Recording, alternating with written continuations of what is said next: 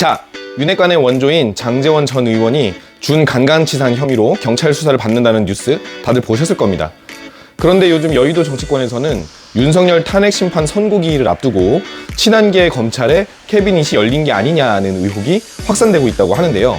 왜냐하면 장제원 전 의원에 대한 경찰 수사 소식이 앞서서 검찰이 정권 초기부터 윤석열, 김건희와 친분을 과시해왔던 무속인 건진법사에 대해 강제 수사에 나섰다는 사실이 알려지기도 했었죠.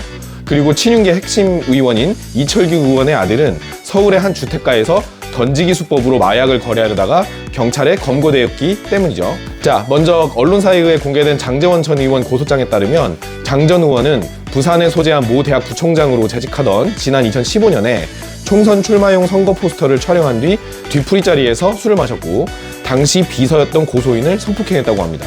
그런데 장제원 전 의원은 이런 보도 내용이 전부 사실이 아니라고 일단 부인을 한 상황이고요.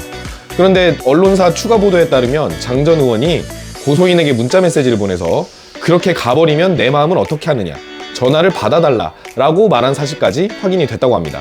일단 현재로서는 고소장에 나온 내용이 언론에 보도된 게 전부죠.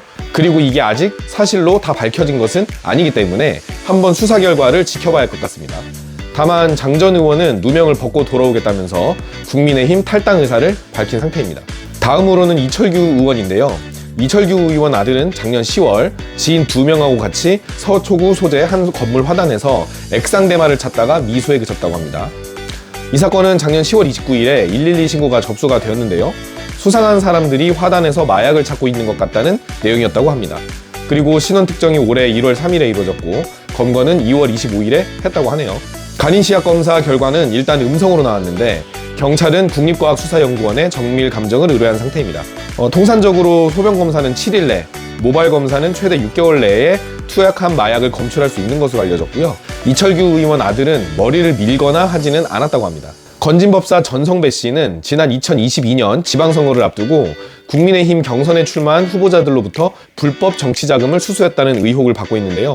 경찰은 3월 4일 전성배 씨 카카오톡 기록을 확보하기 위해서 카카오 판교 아지트를 압수수색했다고 합니다. 건진법사 전성배 씨는 지난번 대선 때 윤석열 캠프에서 활동을 했었고 과거 김건희가 운영한 코바나 콘텐츠에서 고문을 맡기도 했다고 하는데 윤석열 부부와의 친분을 주위에 과시하면서 각종 이권에 관여한 것 아닌가 하는 의혹이 있는 상황입니다. 일단 이 세 사람 모두 윤석열과 가까운 사이라는 공통점이 있죠.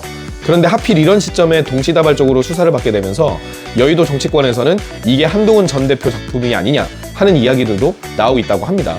친윤 정리 작업이 시작되었다는 그런 얘기겠죠. 그리고 이제는 삼부토건 주가 조작 사건까지 터지고 여기에 김건희 연루 의혹까지 나오고 있습니다. 작년 6월에 임성근 전 사당장 구명 로비 의혹 관련해서 해병대 출신들이 모인 멋진 해병이라는 대화방이 공개가 됐는데 여기에는 도이치모터스 주가 조작 컨트롤 타워로 알려진 이종호 씨가 참여하고 있었습니다. 그런데 이종호 씨는 단톡방에서 임 전 사단장에게 3부 내일 체크하고 라고 뜬금없이 말을 했다고 하는데요.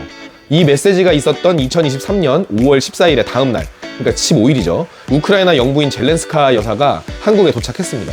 그리고 또 그 다음날인 16일 젤렌스카 여사가 김건희를 접견했는데 그로부터 며칠이 지나고 나서 삼부토건은 갑자기 우크라이나 재건 MOU를 발표했습니다. 그리고 나서 1,000원대였던 삼부토건의 주가는 5,500원대까지 폭등을 했습니다.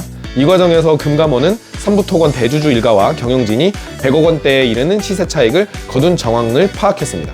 더 놀라운 것은 삼부토건의 우크라이나 사업은 그 이후에 진전이 없었고 지난달 24일에는 결국 법정관리 개시까지 신청을 했어요.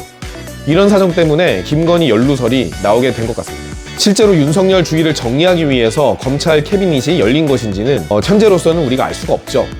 앞으로 우리가 계속 이 사건들을 주목하면서 지켜봐야 할 이유인 것 같습니다. 오늘 영상은 여기까지입니다. 감사합니다.